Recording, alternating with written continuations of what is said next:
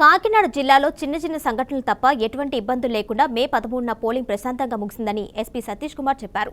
Kakinada rural Sarpavaram స్పందన function హాల్లో జిల్లా ఎస్పీ సతీష్ కుమార్ ఆధ్వర్యంలో శాంతి భద్రతల పరిరక్షణ అవగాహన సదస్సు నిర్వహించారు.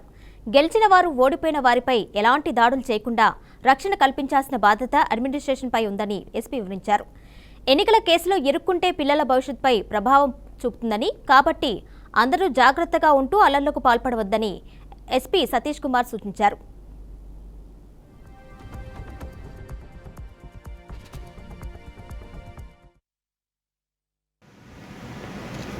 ఉన్న ప్రతి ఒక్క పార్టీకి చెందిన అందరికీ కూడా మీరే ముందు నుంచి నడిపిస్తున్నారు.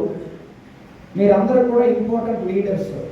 సో వాళ్ళతో పాటే నేను మీటింగ్ అడిగాను, నా ఎస్డిపిఓ గారిని, సిఏ గారిని, అందరూ కూడా ఎవరు మీరు ఒక మాట చెప్పారంటే మీ మాటని వినకుండా కార్యకర్తలు చేసేది ఎవరు ఉండరు.